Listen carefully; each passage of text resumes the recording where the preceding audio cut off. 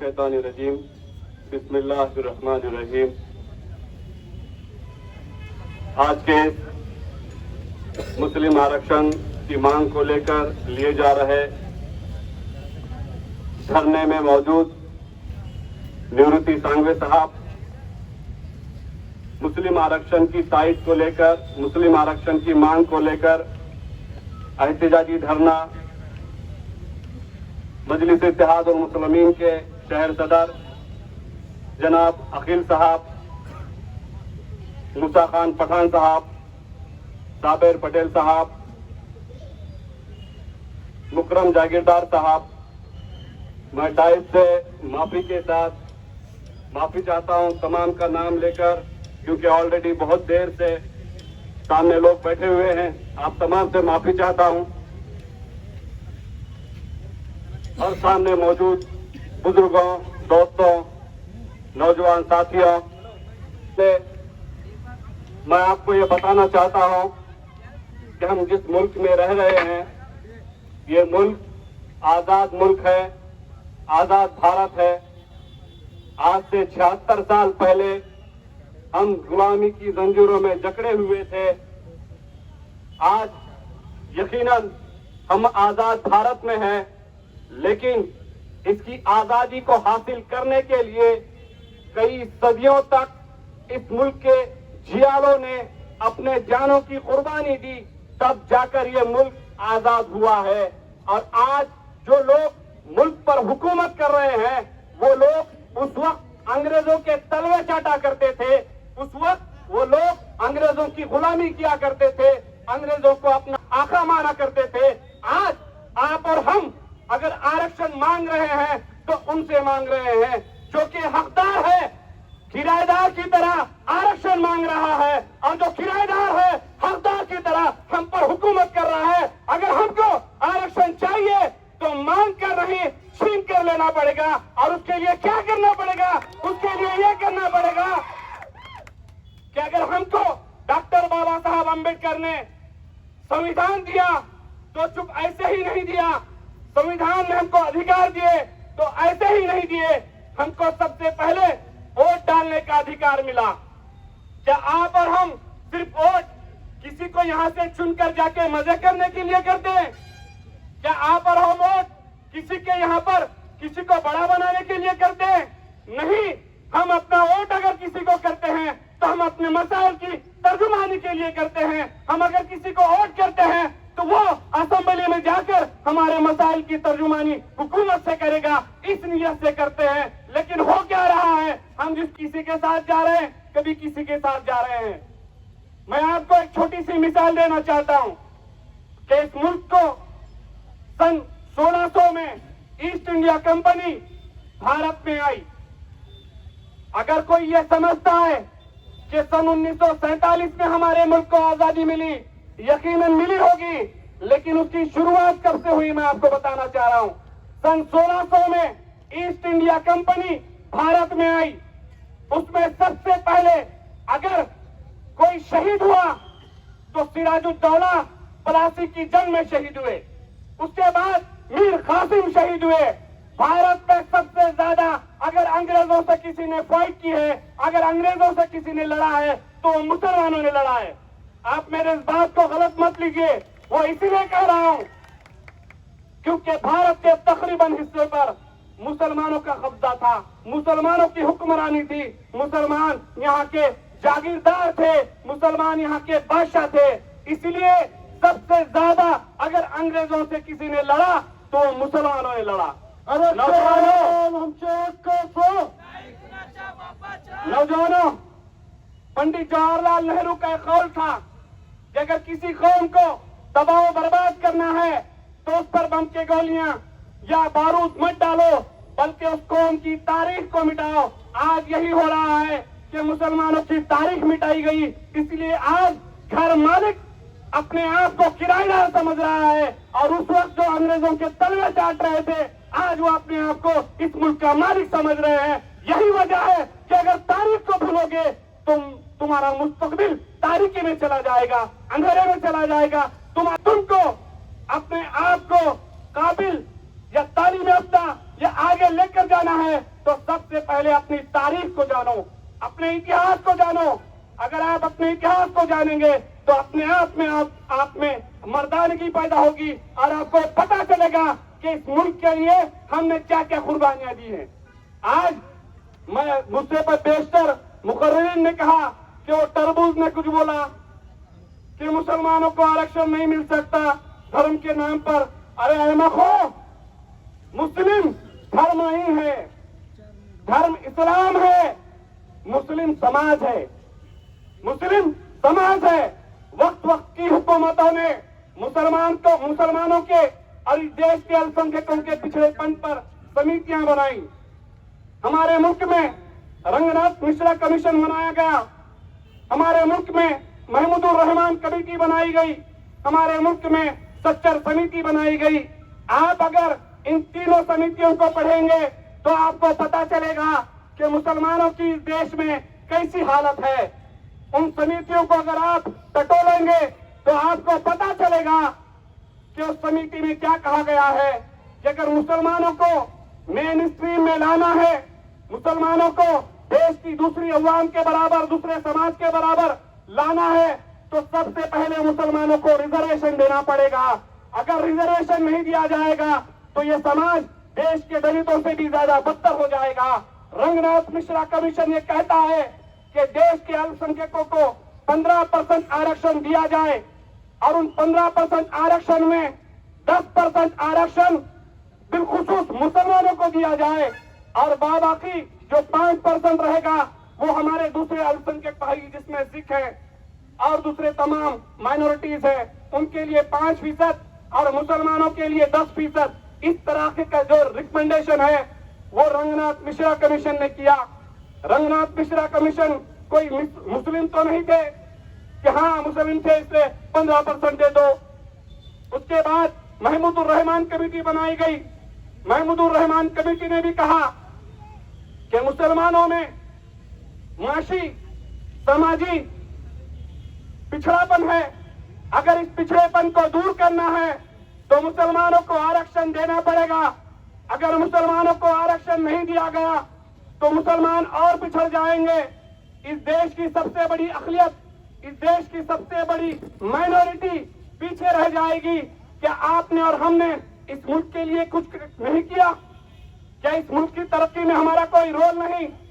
अजीज दोस्तों, आज जिस गवर्नमेंट के सामने हम अपने हक को फकीर की तरह मांग रहे हैं, अगर आप अपने वोट की कीमत को समझेंगे तो अपने हक को खैरात की तरह नहीं, हुकूमत के गिरबान को पकड़कर हासिल कर सकोगे अगर आपने वोट का अपने सही इस्तेमाल किया। होती है वोट की क्या ताकत होती है मैं आपको बताना चाहता हूं। हमारी बाजू में तेलंगाना रियासत है। तेलंगाना रियासत में 9% मुसलमान हैं। 9% मुसलमानों को 4% रिजर्वेशन मिलता है।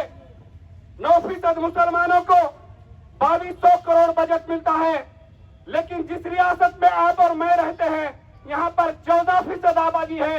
मुसलमानों की आबादी 14% है।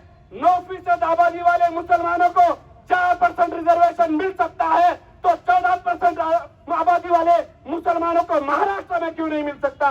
मिल सकता है अगर हमने अपने वोट का सही इस्तेमाल किया, अपने मुजाहिदीन को महाराष्ट्र की असेंबली में भिजाया तो इस गवर्नमेंट के सामने अपने हक को मांगने की नहीं, उसके गिरबान को पकड़ने की और अपने हक को हासिल करने की ताकत पैदा होगी। इसलिए आपको और हमको ये तय करना है कि जब भी वोट करेंगे उसको वोट करेंगे जो हमारे मसलों की तर्जुमानी करने की हमारे सामने कसम खाता है।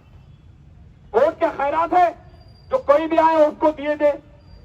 वोट क्या खैरात है? मेरे अच्छे ताल्लुकात हैं, हम बहुत जमाने से एक दूसरे के साथ रह रहे थे। अजीज दोस्तों, जिस रियासत में 9% मुसलमान हैं उनका 2200 करोड़ बजट है, हम 14% हैं।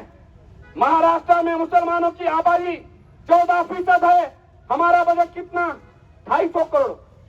250 करोड़ और 2200 करोड़ कितना फर्क है? तो ये क्यों है? क्योंकि वहां के अवाम ने अपना एक पॉलिटिकल वजूद कायम किया, वहां के अवाम ने अपने एक सियासी शऊर का मुजाहिरा किया और वहां की असेंबली में अपने ऐसे मुजाहिदीन को पहुंचाया कि वो वक्त की हुकूमत के सामने खड़े होते हैं और उनके मसलों की तर्जुमानी करते हैं। लेकिन आज महाराष्ट्र की असेंबली में क्या है? महाराष्ट्र में मुसलमानों की आबादी 14% है, लेकिन महाराष्ट्र में हमको रिजर्वेशन नहीं मिलता। आज वक्त का डिप्टी चीफ मिनिस्टर ये कहता है,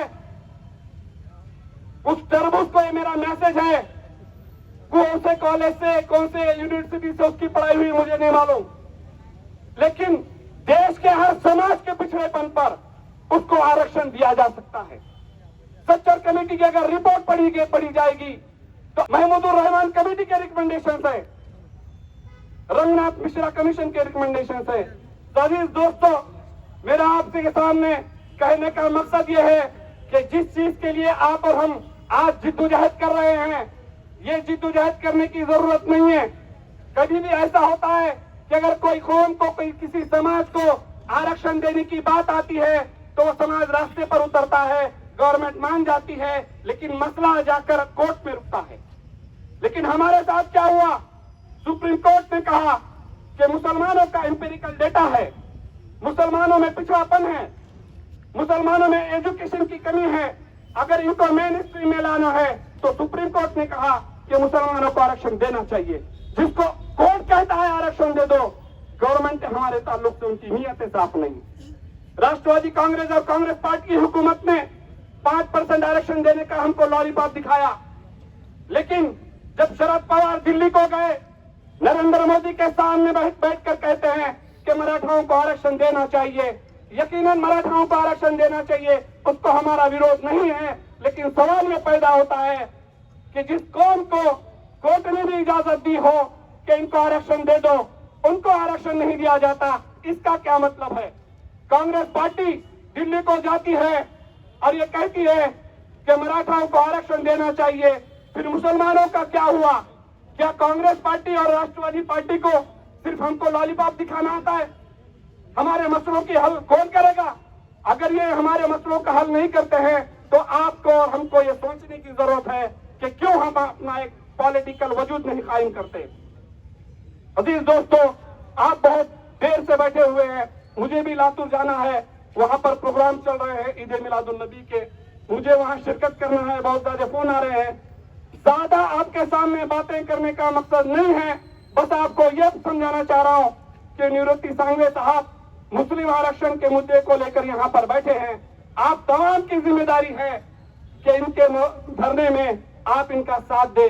रोजाना जो भी वक्त आपका खाली होता है, आप यहाँ पर निवृत्ति सांगवे साहब के धरने में आकर बैठा करें, क्योंकि कोई भी गवर्नमेंट हमको आसानी से कुछ नहीं देने वाली, कोई भी गवर्नमेंट हमको आसानी से कुछ नहीं देने वाली। और मुस्तकबिल में इंशाअल्लाह ताला मुस्लिम आरक्षण के लिए हम कोई पॉलिसीज बनाएंगे। जिनको हमने वोट दिया, हमने कांग्रेस को, राष्ट्रवादी कांग्रेस को वोट दिया, हमको एक पॉलिसी बनाना पड़ेगा। उस एमएलए को शहर में आने देना है या नहीं देना है, ये आपको और हमको तय करना पड़ेगा।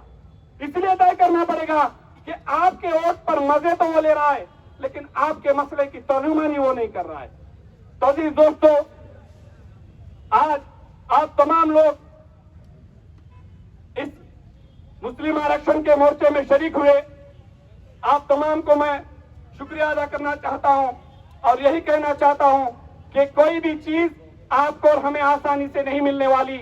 अगर आपको और हमको अगर जद्दोजहद के साथ साथ एक लाहे अमल तय करना पड़ेगा और उस लाहे अमल के तहत एक पॉलिटिकल पावर बनाना पड़ेगा। मैंने आपको मिसाल दिया कि 9% आबादी वाले तेलंगाना में हमको 4% रिजर्वेशन मिल सकता है। 9% आबादी वाले तेलंगाना में अगर हमारा अल्पसंख्यकों का बजट 22 करोड़ हो सकता है, तो 14% वाली आबादी में हमको सिर्फ 250 करोड़ का बजट मिलता है। ये तफरका और आपको और हमको समझने की जरूरत है। 14% आबादी वाले महाराष्ट्र में हमको कोई रिजर्वेशन नहीं है, कैसे हम मेन स्ट्रीम में आएंगे?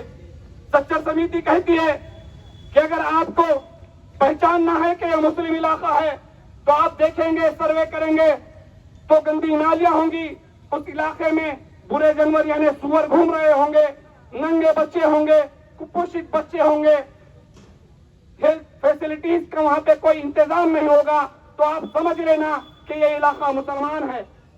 ये समितियों ने कहा, तमाम समितियों की यही रिपोर्ट है, तमाम समितियों ने कहा कि मुसलमानों को मेन स्ट्रीम में लाना है तो रिजर्वेशन के बगैर वो लोग मेन स्ट्रीम में नहीं आ सकते। तो कब तक हम अपने हक को लेकर इनके सामने भीख मांगते रहेंगे? क्या हम ये तय नहीं करेंगे कि हम भी एक अपना पॉलिटिकल वजूद बनाएंगे? क्या तेलंगाना के अवाम को कभी आपने रास्ते पे उतरकर आरक्षण मांगते हुए देखा?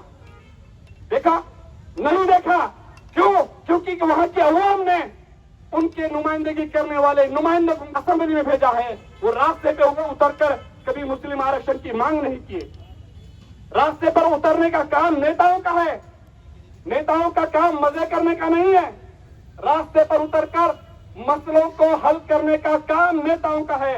आज हुआ यह है, हम वोट तो करते हैं, वो जाके मजे करता है और हम रास्ते पे अपने हक को मांग के फिरते रहते हैं। तो अजीज दोस्तों, मुस्लिम आरक्षण की जब कभी जो भी पॉलिसी आपके सामने आएगी, आपको और हमको पूरी ताकत के साथ उस पॉलिसी के तहत काम करना है।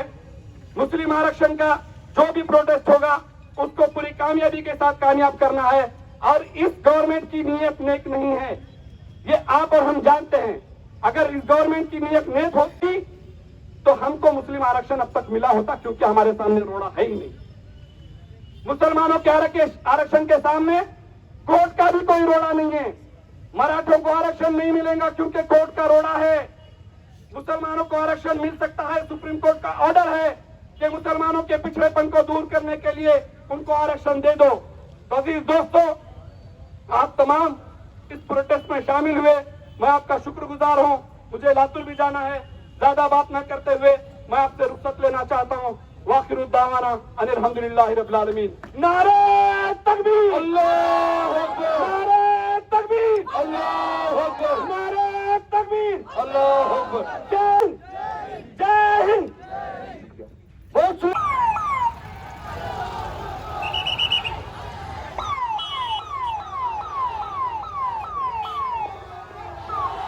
एक साइड।